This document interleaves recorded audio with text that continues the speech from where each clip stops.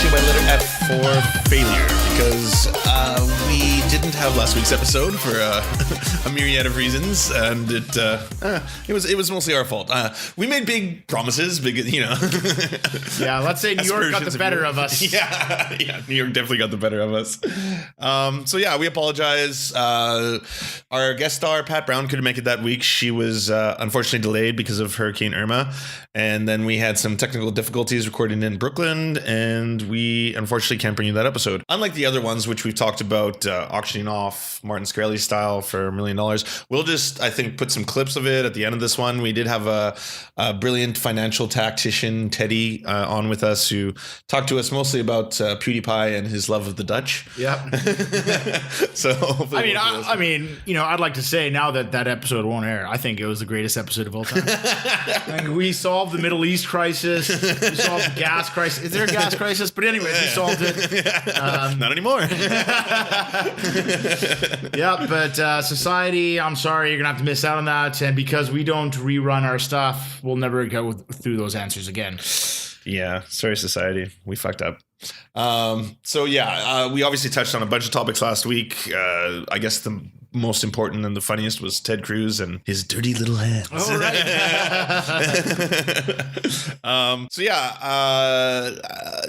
Unfortunately, it's going. Well, I'll put some highlights at the end of this episode. I'll stop rambling right now. It's quasi lost and it's quasi found. And yeah, I'll just move on right to the episode. So I guess the most important part of every week. Dave, what are you drinking this fine evening? Well, I am drinking from, I guess right now, this would be one of our go-to breweries we've hit up. Mm-hmm. From Parallel 49, I'm drinking Brews Brothers, Farmhouse of the North. Yeah. It is quite tasty. It's got a little soury. It's also 7%. Why do I always get stuck with the beers that are like over 6%? All right, then. Well, I think you mixed that up because I'm drinking the Budded Sava, and that's also by Parallel 49, but this one is very sour. Oh. Wait. No, sorry. I messed up. That's the strong one. We still haven't recovered from New York. Yeah. But the beers will surely help us recover. Oh, absolutely. Yeah. Especially when we have to talk about the things we have to talk about. Yeah. Should we start with all the happy news going on around the world right now? There's happy news? Oh, yeah. There's unbelievable happy news. Basically earthquakes, tornadoes, multiple hurricanes. Happy news. I forgot we're one of those podcasts. Life is horrible. There's no meaning. So I'm sure by now most people know about the 7.1 magnitude earthquake that struck central Mexico. And it's been a bit of a clusterfuck. At the point of recording this podcast, I believe we're at over 200 dead already. Fuck. Yeah. What sucks is Mexico's obviously taking the brunt of it because they had an 8.1. Was it? Let's say I want to say 3 weeks ago, but it could be 2 weeks ago. Yeah. And then that was followed very shortly by a Hurricane Katia or something. Yeah. It was hard. There was like 3 different hurricanes happening at that time. Yeah. But they actually were able to weather that first earthquake. Didn't have a tremendously high death toll. Oh, that's good. And I don't remember hearing too much about that hurricane causing too much widespread chaos. I believe it weakened quite a bit of strength as it hit it. That is but unfortunately, this 7.1. But actually, this is going to have some good news at the end of it, because when I came over to Dave's place before we started recording this podcast, I spoke about the story that I think's on most people's minds, just because it's kind of harrowing and tragic, and that's about the school that collapsed, where all the students were trapped underneath. Up until, I guess, about 20 minutes ago, and literally right before we started recording this, they were unaccounted for, and it was just a huge tragedy. Apparently, CNN is reporting all students accounted for. Oh, fucking A. Yeah, that's some happy news. Some good news. Yeah, that's what we bring you, folks. No dead kids on this podcast. Not yet. Yeah, we'll get there. One thing we didn't really touch up on in the last couple of weeks, I guess during the earthquake and hurricanes, of previous note in Mexico, was that Mexico during the Harvey hurricane offered aid and condolences, and mostly financial aid and backing to the United States. As allies, especially close allies like America and Mexico generally do. Standard par for the course kind of stuff. But then that earthquake hit Mexico, and they also got smoked by a tornado or a hurricane. Yeah. And the United States never, under Trump and the decimated State Department, never really reciprocated that same offer of aid or condolences or help. Yeah, it's a very different scene. Yeah. So then I believe after a week of nothing, Mexico decided that they were rescinding the offer of aid to the United States at that time. Really? Saying like, because they never gave anything to us, so we need the help. And Also, it's aid spite. Yeah, it was aid spite. Aid spite. But what's good to know is about this recent earthquake, the Trump administration did offer aid and condolences and all that stuff. So that's good. Maybe they're finally learning. They just need after that first nuclear war with North Korea, they'll finally learn. Yeah. And then, the second nuclear war will be better off. Well, I'm sure you remember when the president of Mexico showed up at the disaster site and started talking about how impressive the crowds were for his turnout. Oh, right. Yeah. Oh, muchos personas. Oh, yeah, me gusta. Todas las personas para mí, para mí. Yeah, that's the thing that happened in real life.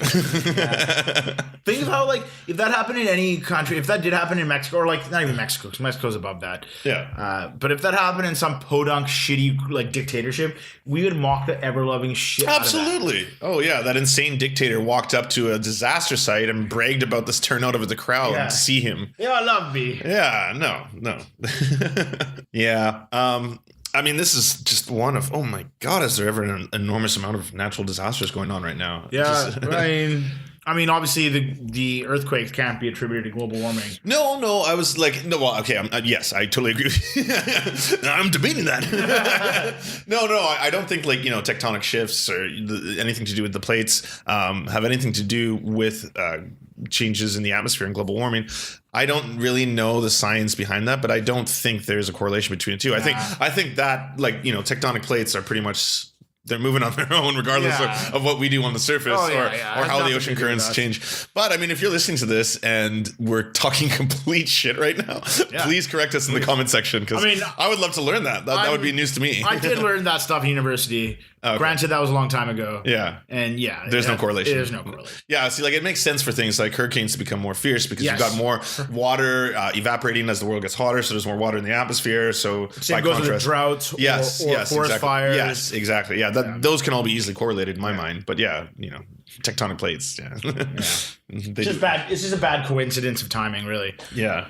And then, obviously, if we're still talking about this, we should talk a little bit about Puerto Rico, which is now in complete darkness and probably will be for a while. They got smoked by 2 or 3 hurricanes? Yeah, in a row. Yeah. That's just bad news bears. It's really sad for an already impoverished nation to kind of experience that. They're not even really a nation, are they?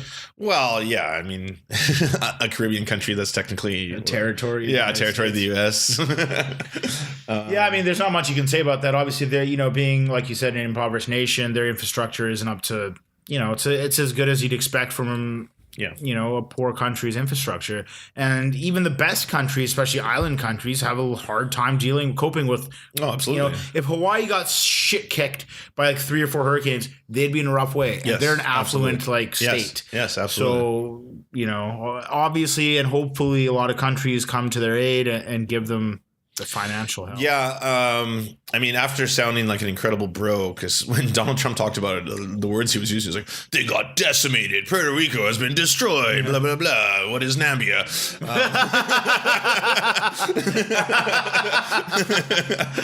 But he did declare a state of emergency in the country, which immediately frees up federal money for rescue operations and other kind of rebuilding and stuff. So,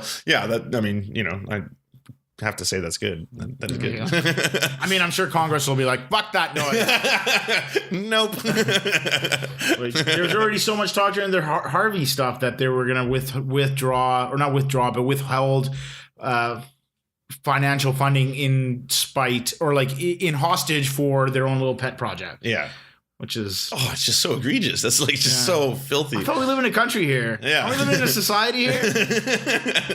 Aren't you human beings? That's the kind of shit that we need an armed and bloody revolution. Yeah, absolutely. I'm calling on all the people in America. Oh, no, here we go. Turn off the TV. Our lawyer's sweating in the corner right now. And at least just phone your fucking representatives. Yes, I totally agree with that. Here's one of the quotes from someone who was in Old San Juan. Irma gave us a break, but Maria destroyed us. Which that just sucks because Hurricane Irma was so bad, and then comes along Hurricane Maria, and yeah. And I mean, I think we're We got like at least 2 weeks left in hurricane season. So. Yeah, and there's predictions they might not have power for another month. Yeah, that's like 3.2 million people. Yeah. Could you imagine? Like, even I know it's an impoverished country, but still, like 6 months without power. Yeah.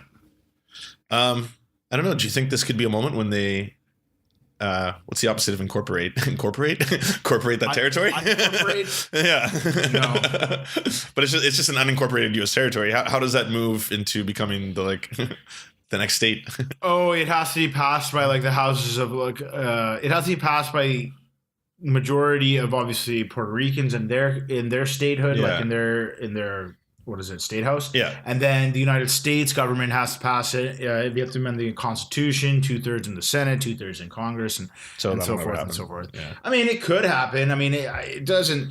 Because there's been other problems with Puerto Rico in terms of, like, say, servicemen, right? If you were in the military in Puerto Rico, you don't get the same benefits afterwards that an American citizen does, which is pretty shameful because you're risking your life for the United States at the same time. It's just weird because I mean, like I was gonna say, like I don't think most people know that it is an American. That's also true. You know, like, it's just sort of forgotten, and it's just who cares? Yeah. Maybe when like enough of the Hispanic population takes over America. Oh, and it's coming. Then they'll reach down for their little poor brothers down there.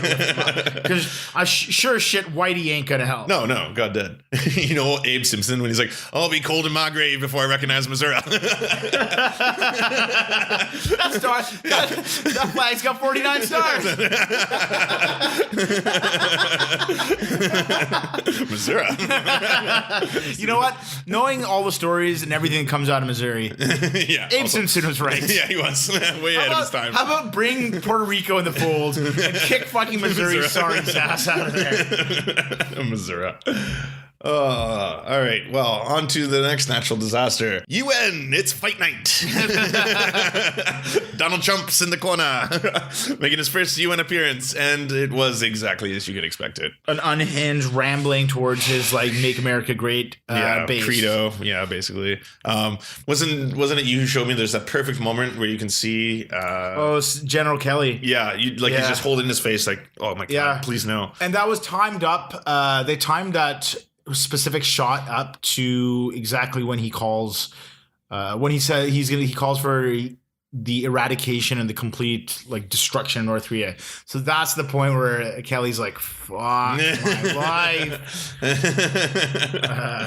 There's also there's great shots of the crowd, and obviously by the crowd I mean the delegates from the other nation states. There's some great like African nation states where these guys are all just like sort of not even slack-jawed, but just sort of like giving him like this like ridiculous side eye, just like, what the fuck is this honky talking about? I mean, I couldn't imagine if you were, if you're a lifelong politician and reputable human being, and you come to the UN to meet with the leaders of the world, and that's what kind of clown shoes you see. Because like if you're from another country, you probably just get snippets of this like car crash. But to see it in person, front row seats. Front row seats. Jesus. It's got to be weird. It's got to be like, this is the most powerful nation in the world, one we have to kowtow towards. And yet look at this. It would have been great if like one person from one country stood up and it was just like, "You, sir, are a lunatic." Well, I think someone did that, and that was Kim Jong-un. Man, could you imagine if Kim Jong-un actually had like traveled there and was there as a delegate himself? Like, I'm sure him and Trump would have gotten into some fat pudgy fight. Oh, easily, yeah, like fist fight, but it would have been like more of a slow motion like slap fight. When you see manatees battle and they kind of just go like, and then they kind of flop on each other. And like, who's winning? I don't know. It's gonna take like 2 weeks. We are. Everyone, the world is winning right now. Hopefully they drown each other. Here's a quote from North Korea leader Kim Jong-un. Says the U.S. President Donald Trump's remarks to the United Nations threatened the hermit country reflect mentally deranged behavior. So, well, when you're right, you're right. But that's how far we've come, where Kim Jong-un is making sense. And, God damn it. And I agree with him. By the end of this 4 years, we're going to be like, should we survive? Yeah, we're going to be listening to Alex Jones and we're going to be like, this makes a lot of sense. Speaking my language. Yeah, so Trump goes before the UN, talks about this is quote, totally destroy North Korea. And obviously, and this wasn't the first time he had used the insult. Yeah. But he has repeatedly called him the Rocketman. Rocketman! Burning out his fuel out here. Yeah, which I don't really think that's an insult. Rocketman sounds kind of cool. It's just one of those like juvenile like Trump taunts. Yeah, like I know, obviously. Pocahontas and all that shit. It's just like his bread and butter since he was probably literally 5 years old. And obviously his brain really hasn't progressed. Or maybe it has progressed, but it is clearly like devolved back to when he was 5 years old. He's got dementia. He's a lunatic. He's deranged. Say who calls a leader of like, what do you think you're doing? Do you think Donald like Kim Jong-un is like, oh, he's calling me Rocketman. I'm so pissed. Oh, no. Let's drop our nuclear program. But to go back to Trump saying he's going to eradicate and wipe out North Korea on the world stage, nothing more could play into the entire propaganda wing of the North Koreans. Oh, absolutely. For 60 years now, they have built an entire industry of propaganda and fear-based like isolationism based on the evil empire, the Americans and their allies want to wipe us out. We need to it's us against the world. It's literally like all those sports movies put together. You know, they don't believe in us. We can't win. We're the small country. We got to stick together. So you see North Korea is like a heartwarming sports film? Yeah, they're Rudy with a lot more genocide.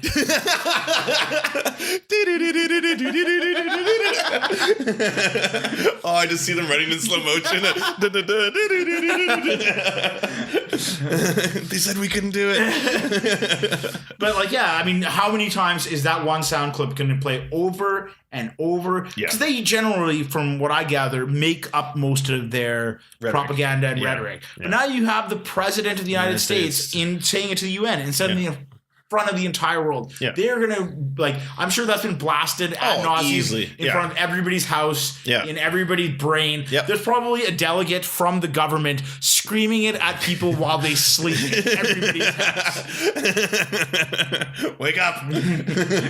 Okay, sorry. I didn't get this quote entirely right, and I have to do Kim Jong-un justice here because it's far better than what I said. North Korean's leader Kim Jong-un says, "We will tame the mentally deranged U.S. Dotard with fire." Dotard. I mean, if we weren't all gonna die, I'd say this is just fantastic. Yeah, no kidding. yeah, no shit. But it's actually quite funny. So President Trump announced on Thursday that there's going to be new financial sanctions targeting North Korea. As his administration seeks to build international support for more aggressively confronting the rogue nation.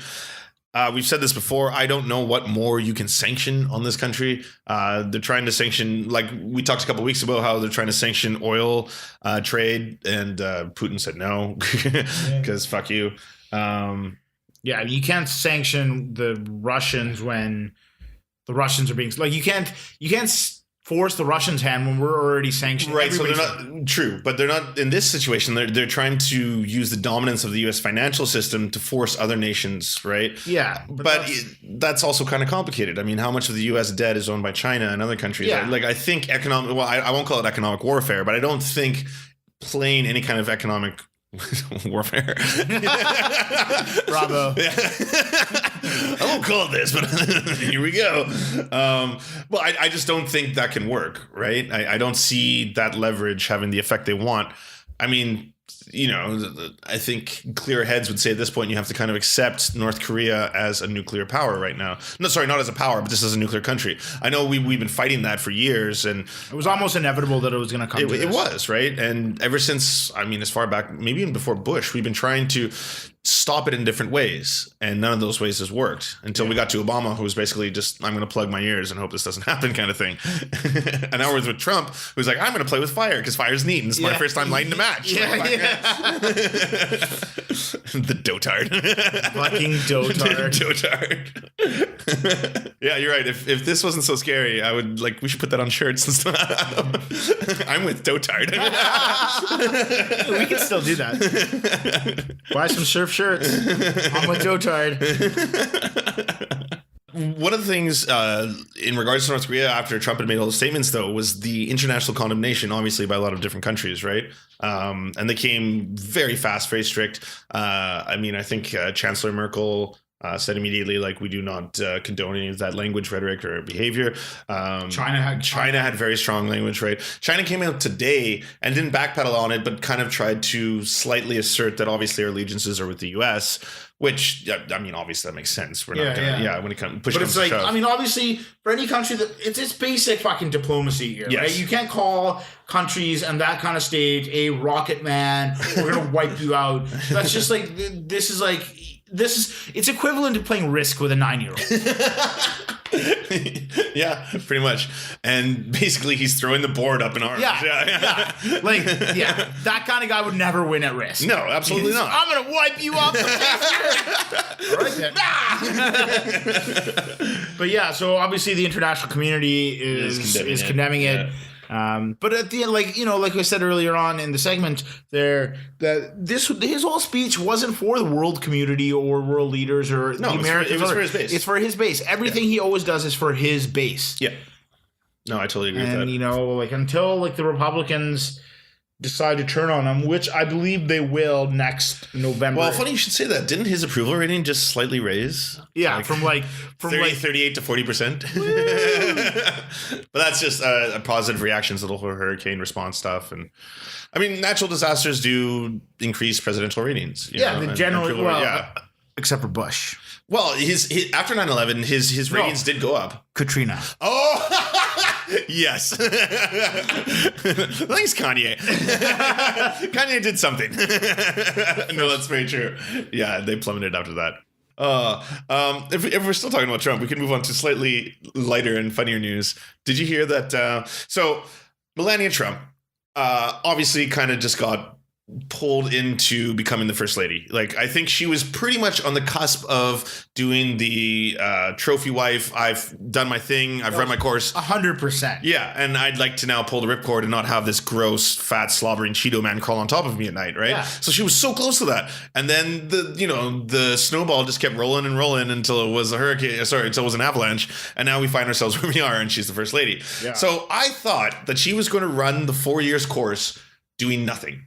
Doing the bare minimum, right? Making appearances. She is doing the bare minimum. Yeah, she is doing the bare minimum. But I was like, she's never going to have a crusade. There's been so many famous First Lady crusades. If we go back to Barbara Bush. All the way. Oh, sorry, not Barbara Bush. Who was George Sr.'s wife again? Oh, that was Barbara Bush, right?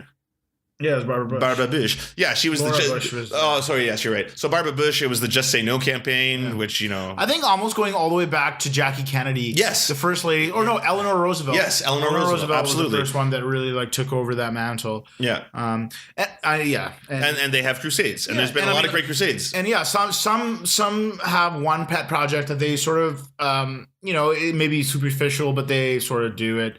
And others are very aggressive. Michelle Obama. That was great. That was fantastic. What was it about? Eating better, getting children, childhood obesity levels down by getting kids to eat better. It wasn't even hippie stuff where it was you have to eat all organic and stuff like that. No. She was just, we should eat more vegetables, which I don't think is unreasonable. Which she was getting railed on by the conservative all media. The time. Oh, how dare she tell us what to eat? Yeah, I know. Big government forcing our kids to eat the slop. Yeah.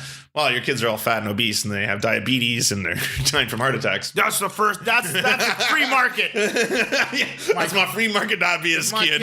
My kid has a heart attack by age 5. That's his choice. Yeah. So anyways, we're building up to this. I thought Melania wasn't going to have anything, but lo and behold, a couple days ago, she revealed that she actually has a crusade of her own, and it's to stop worldwide bullying. Yeah, she started that. She mentioned hints of that a couple months ago. Okay. That she was going to be anti-bullying. And then she got ripped into for that because at the same time, Donald Trump was the biggest bully of all time. Yeah. And I think that initial time when she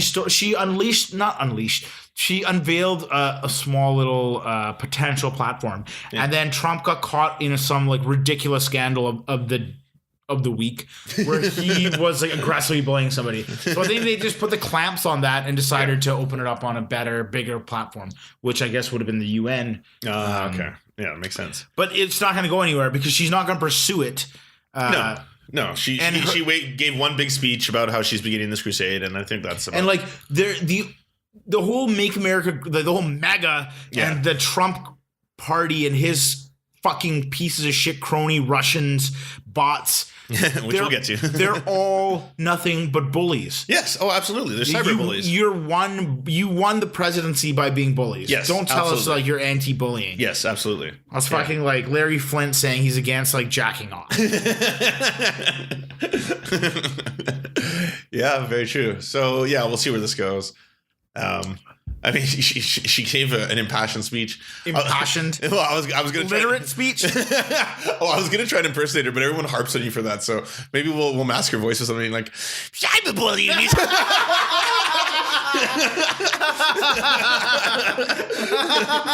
The bane of existence. There's my Melania impression. I did not expect. I'm glad I can still surprise you. I like how we're bullying Melania Trump. Where's your crusade now? Oh my god. So let's move slightly from Melania back to her husband and talk a little bit about the Russian scandal. Because they're, with all this stuff going on right now with the natural disasters, basically dominating the news, there actually has been quite a few developments in the whole Manafort thing. So anyways, there's been quite a few developments in the Mueller investigation, and they've been happening basically since the start of September. They've been coming out quite quickly. Not even leaks, but just more information is being released all the time.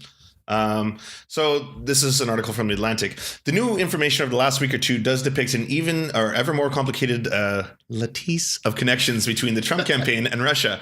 Time and again, advisors and aides to Trump were in close contact with Russians closely connected to the Kremlin, with conversations that combined the political, the personal, and the business over the course of months, from the early stages of Trump's candidacy until his presidency. Other revelations have expanded the public understanding of Russia's attempt to interfere in the presidential election.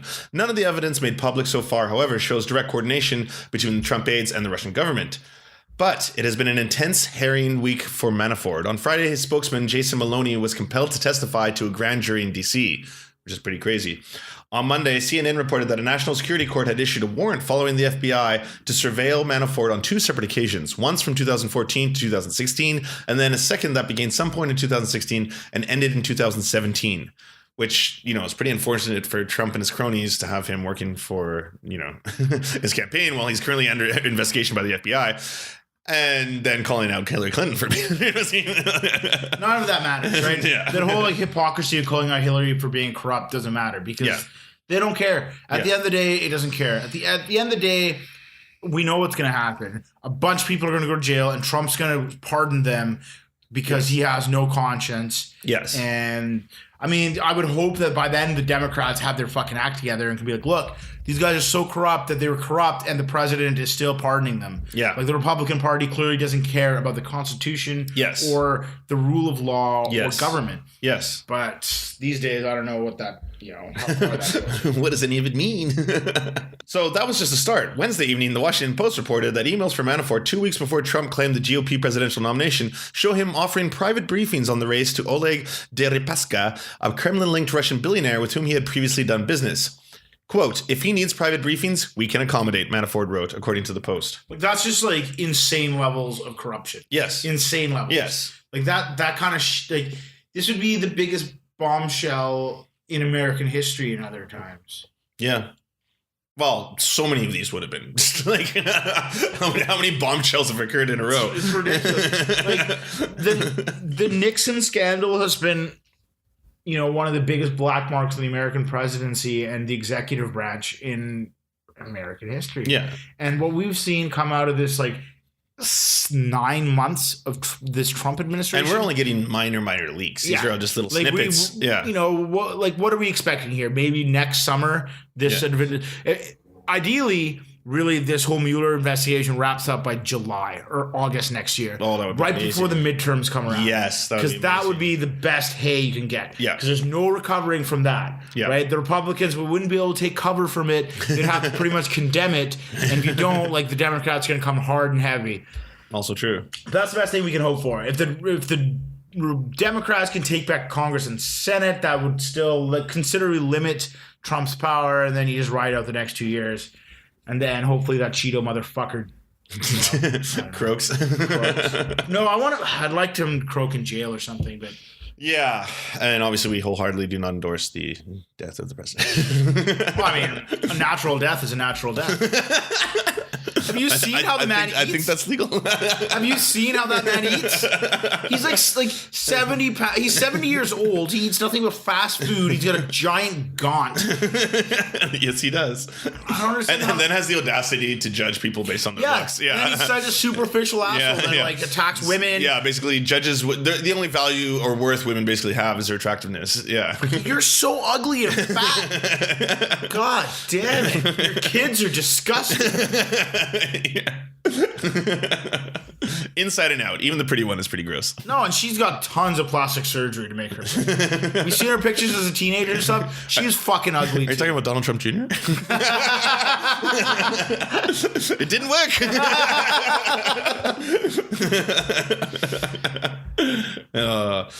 You were saying something about Erdogan and him. Oh yeah, apologizing. So obviously this. I don't know how long ago this would be. Maybe going back to April or so. Yeah. Let's rewind a couple months back when President Erdogan was in Washington, as you may or may not remember. And at that time, he got his bodyguards to beat up protesters on American soil. Yeah. American protesters were assaulted by the private staff of a president of another country, and nothing happened. Yeah. Like, the First Amendment was basically shit on by a foreign leader, and the president was silent. The Republicans, some Republicans were pretty aghast. There were still a lot that were aghast. But from the White House... Aghast is a good word. Oh, that's the American choice. But the White House was considerably silent about the whole affair. Yes. And this week, I don't know if it was at the UN. I don't know if like Gollum himself was at the UN, but Gollum, who is President Erdogan, had told the media, I'm not sure if it was the American media, I believe it was the American media, that Donald Trump called him or talked to him and apologized for the treatment, or for the negative press and for the whole incident of his bodyguards assaulting American citizens. And this is the man who says constantly, I'm going to make America great. I'm going to stick up for Americans first. Yeah, Americans first. MAGA. It's not for Americans first. It's like, it's nobody first. He doesn't care about even his supporters. Yeah. It's Trump first. Yeah, no, absolutely. Yeah. No, you put it perfectly there.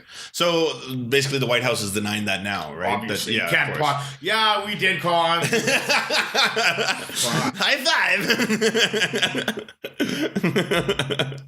Well, it's been a long time since we dropped Borat quotes. It's pretty much like the most applicable thing in the modern world these days. Speaking of clown shoes, we got to talk about some clowns. Now, Dave, you're a monstrously huge fan of ICP, if I remember correctly. Oh yeah. I'm a born bred juggalo. Yeah, juggalo at heart. Yeah, Fago for life. Yeah, whoop de whoop. Magnets. We'll never know. Magnets. It's a miracle. Yeah. So there was a march on Washington, and it was the Juggalo March. Oh, the Juggalo, my family. Well, it was originally supposed to be a march for Trump protesters, Trump supporters. The original march on Washington was a pro-Trump rally. Oh, I didn't know that. Yeah, which is kind of unusual. I don't recall like pro-Obama rallies just taking place by themselves, but as you do. It was a pro-Trump rally, but then it got, let's just say, steamrolled by the Juggalos. And the Juggalos showed up in larger numbers. For those of you not familiar, Juggalo is basically a hardcore fan of the horrifically bad I don't even want to say rap. Horrifically. I'm not going to say hip hop group or rap group. They're basically trailer trash hip hop from Michigan. Yes. They're super poor. They were super poor. Now they're insanely rich. Oh, yeah. Those guys are super rich. Yeah. But they cater to, like, generally poor and outcast people. Yeah. Poor and outcast, generally... weirdos. Weirdos. Okay. That's better than the other thing I was about to say. The other W word. But yeah, let's go with weirdos. Weirdos trash. But they come together because they're weirdos. And they come together because they're weirdos. And, they're fascinating to see and look at because they're a bunch of, like, strange-looking people in clown makeup listening to horrible, horrible music, but loving it. And for all the things you can hate on them for, they're very inclusionary. Yeah. They call themselves a family. You'll often see, it's majority white, but there is mixed race juggalos, and they're not treated in any way differently. Yeah. They're very open. They call themselves a family. It's a big thing if you're a juggalo. We're part of a family. Basically, if you are willing to like ICP, they'll accept you. Yes, absolutely. Because, and then you might not be accepted in other walks of life, but now you're accepted. You basically shun yourself off. It's like a weird monk kind of thing. It's like, monk for elevating this to levels it doesn't deserve. But yeah, so that's Juggalos in a nutshell. So there's this big Juggalo march. The reason the Juggalos were marching happens to do with the First Amendment. Now, the Juggalos were labeled a gang by the FBI. Yeah, back in the 90s. Yeah, back in the 90s. And the reason for that being is if you actually listen to, and please don't. If you listen to Miracles. Watch the music video. Yeah, okay. Listen to Miracles. Miracles is great, but it's not indicative of their catalog.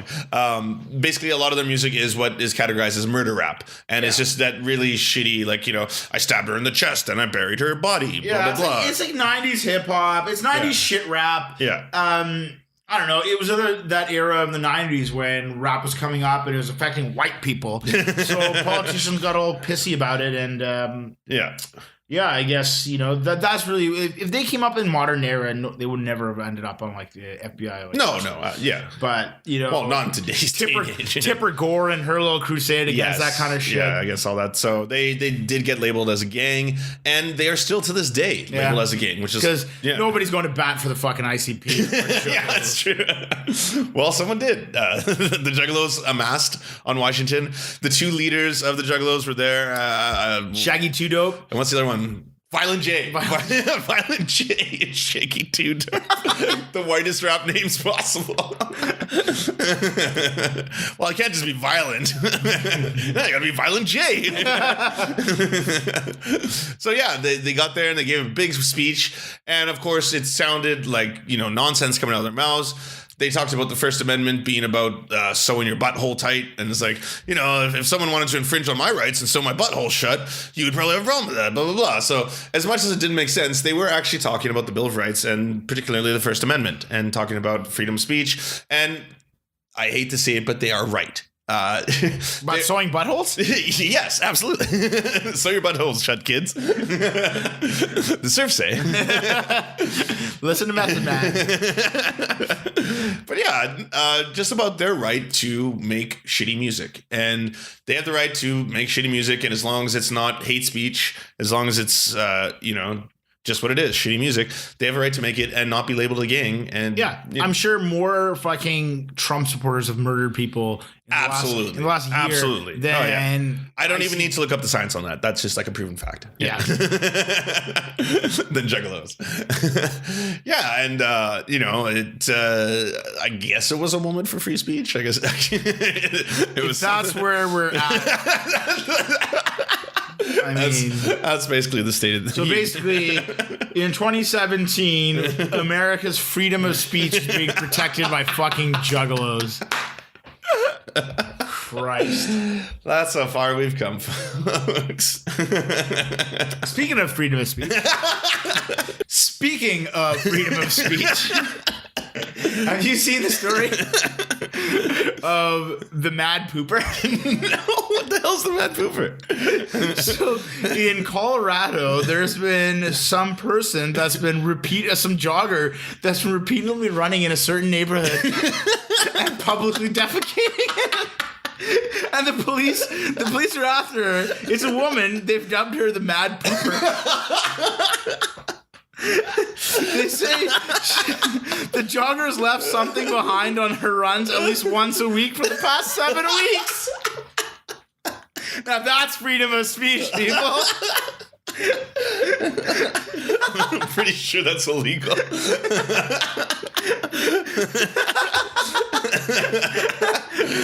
Police call the case uncharted territory.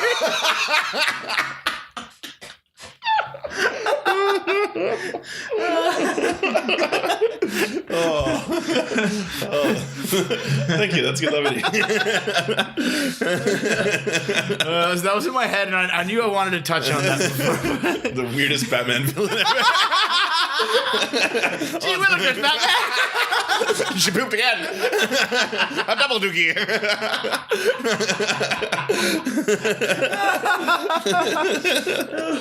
Oh, power to her. I wonder if it's intentional or it's just she's got some problem with her sphincter and it's just falling out. Like nobody does it once every. You're right. It's in the same neighborhood. It's intentional. It's a crime of passion. Hopefully, there's a Showtime movie about her.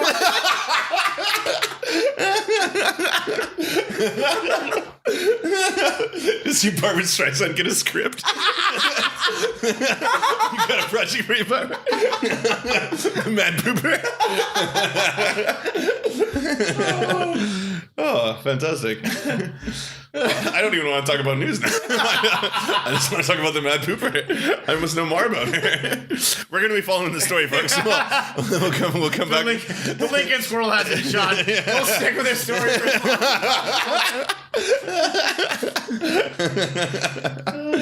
Oh, that's amazing.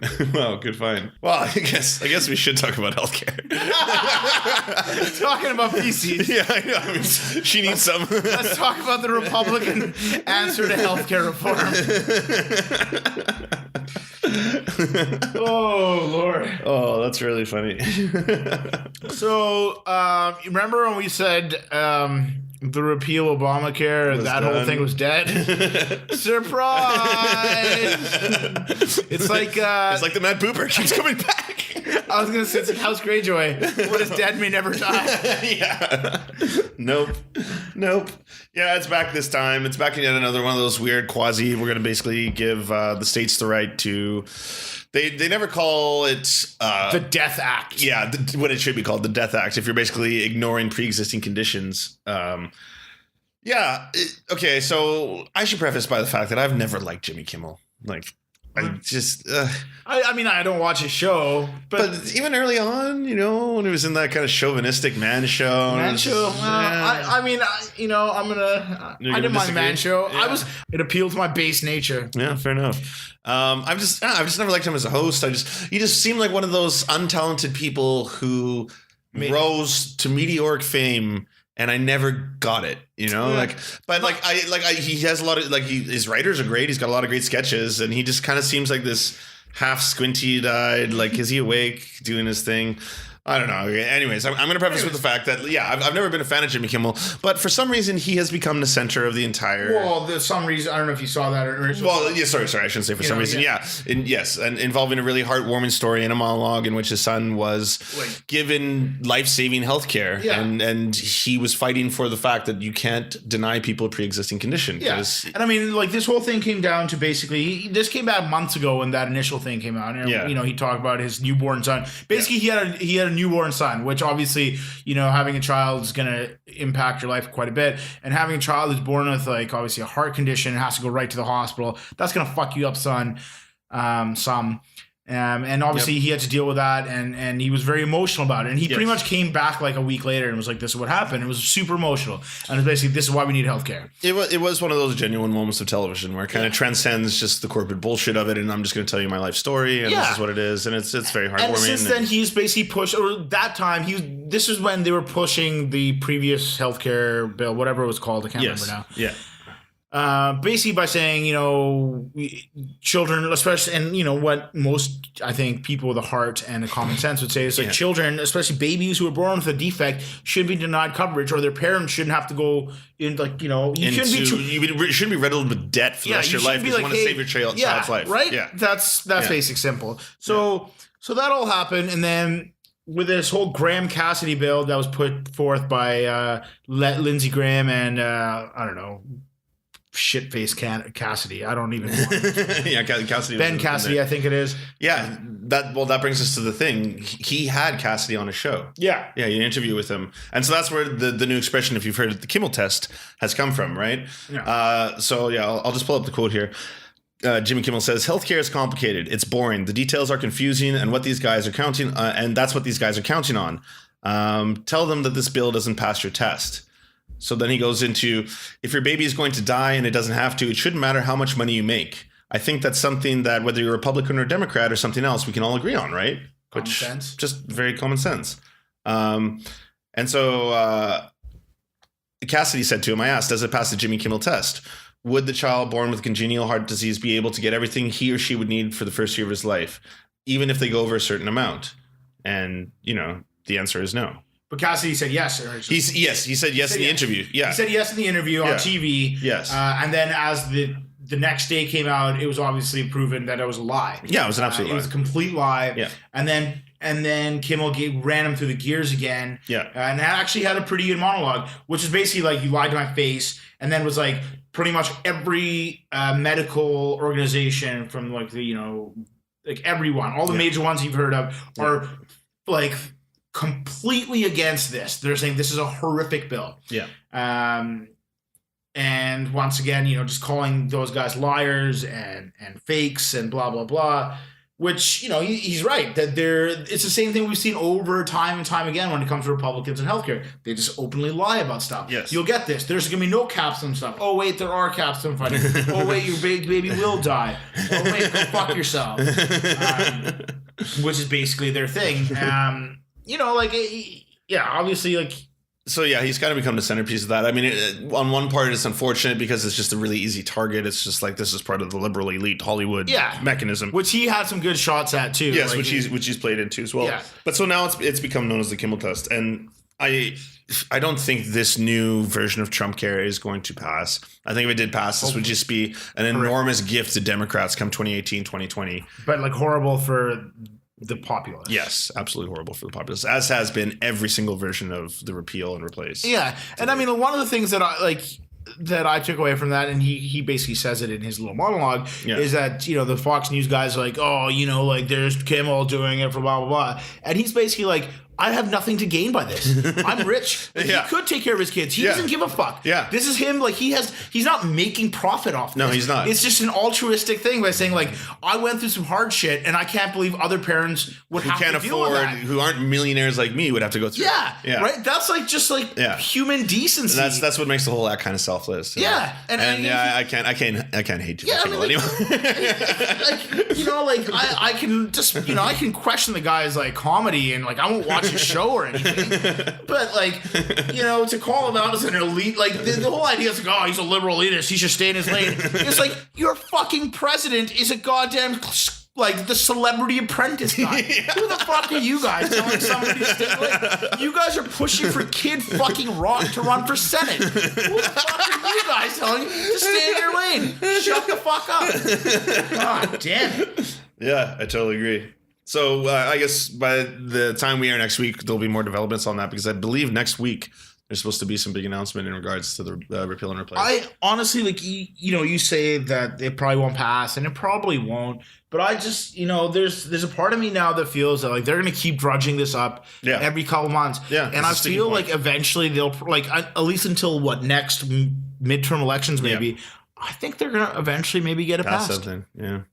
Well, that will be really shitty. I mean, I don't think anything will pass I don't think nothing legislatively has passed since Trump's been president. Yeah. But I would say May onwards, nothing will pass next year. Yes. Because then you're too close to midterms.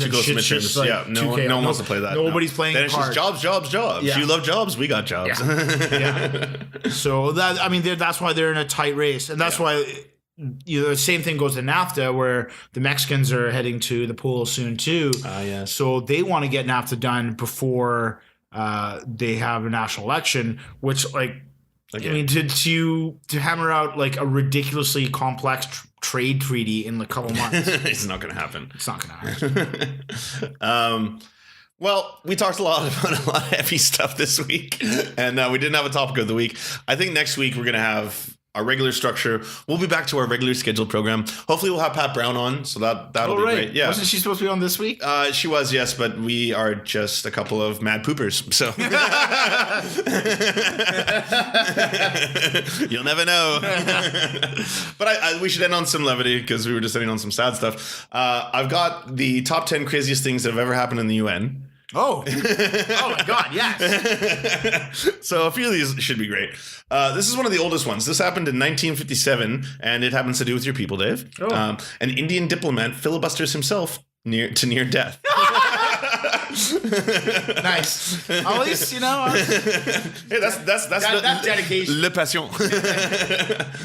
With this epic filibuster during a debate on Kashmir, Indian UN envoy Krishna Menon holds the record for the longest speech in the history of the UN Security Council. In total, it lasted over 8 hours. That's not bad. It's not that impressive. No, yeah, was he he was probably a vegetarian, just didn't have meat. That's also true. Didn't have a lot of iron in his bed.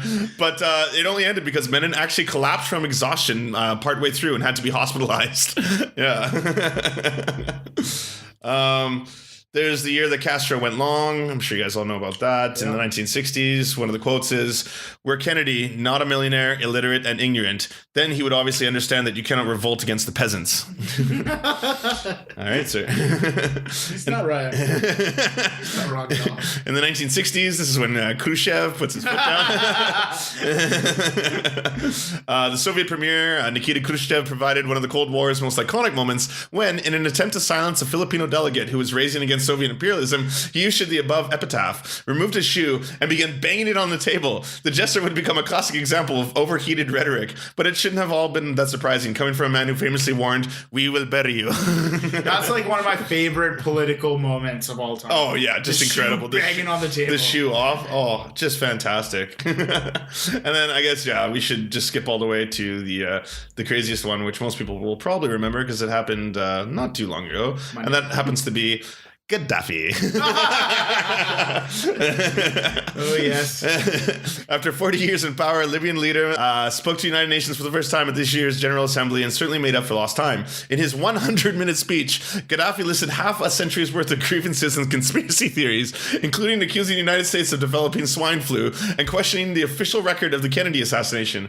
Most of Gaddafi's wrath was reserved for the UN Security Council, which he likened to Al-Qaeda. Gaddafi's accommodations provided another sideshow at that year's assembly, as the Libyan leader was rebuffed in his attempts to put up a Bedouin tent in several New York area locations before finally making his camp in Donald Trump's backyard. I had forgotten about the Donald Trump's backyard part. Shine on, you crazy diamond. And his quote would be, "It should not be called a Security Council. It should be called a Terror Council."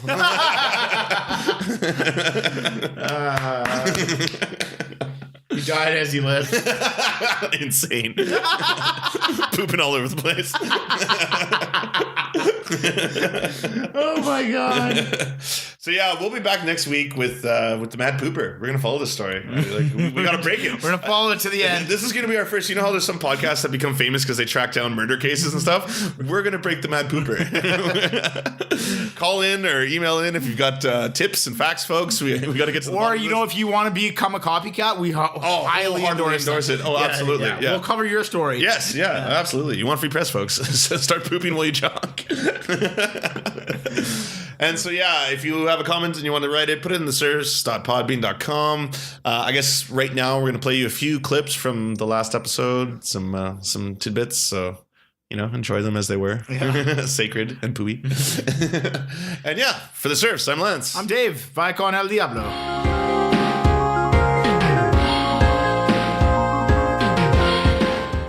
Well, we don't have a topic of the week this week because there's just so much news to talk about. So why don't we start off on the most disgusting thing that's ever happened, Ted Cruz and Twitter. Yeah. So obviously the news broke out on, I want to say the end of September 11th, but it really broke the day after September 11th, so September 12th. So Ted Cruz and his family values Christian crusade. Yes. Crusade. Oh, dad jokes.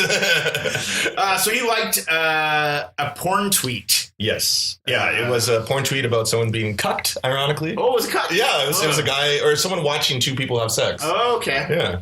So I mean, there's a lot of things to go with this. Obviously, Ted Cruz is super against masturbation. Yeah, he had a crusade against masturbation. Which, like, how do you stop that? That's such a losing battle. That's a war no man can win. I think the Pope and Catholicism has waged this war for about 2,000 years. Yeah, and unsuccessfully.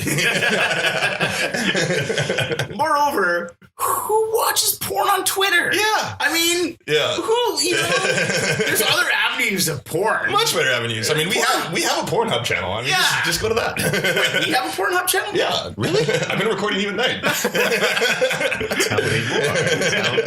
That's where the money comes. That's what pays for this whole operation. Dave.com. It's not free. Obviously, this wasn't like a big story. It was more just one of those juicy, hypocritical stories. Yeah, well, it was a big story because it just blew out of proportion because it was Ted Cruz. Yeah, Ted Cruz pleasuring himself on 9/11. On 9/11, yeah, that's wow. So since then, Ted released his first statement. Well, actually, sorry, his press secretary first said that this was, I guess, a staffer, and it's since been corrected. Yeah, of course it was. And now he's saying the media and the left seem obsessed with sex. That's rich. That's rich coming from you, sir. Fantastic. Yeah. He tried to make a joke out of it. He said that if I had known I was going to get this much like viral views, I would have done this during the primaries. You're so funny, Ted Cruz. Yeah. It's funny because he tries to have a good sense of humor about stuff. And I mean, if he wasn't just an alien, disgusting piece of garbage, he might be a decent person. No, that's true. Have you guys ever seen the tweets from his old roommate? Oh yeah, and he was on fire after this happened too. Sure. Oh yeah, he's talking about like being in the beneath his bunk, and he's like, oh, like he definitely believed in self gratification those years in college. Yeah, he's been on fire ever since Cruz started being in the spotlight. Yeah. I mean, we're sorry, America, for Ted Cruz. That sucks. We've obviously. I'm not sorry. He's just like the world's greatest hypocrite. Yeah. So yeah, and also the fact that. I don't know if you saw that they were talking about Nancy Pelosi, and they're like, why did they sit Nancy Pelosi next to the president? And then she had a quote that was like, does anybody listen to women when they speak around here? Evidently, no is the answer. Yeah. Nancy Pelosi is like a shrew of a politician. Shrew is the word. I think Don't say shrill. Who I think most Democrats and general people find like annoying and terrible. I haven't liked her for a long time. I hate her. Yeah, absolutely. But goddamn, she's a good politician. She's a good politician. She knows how to work it. Yeah. I mean, I say the same thing on the other side of the aisle.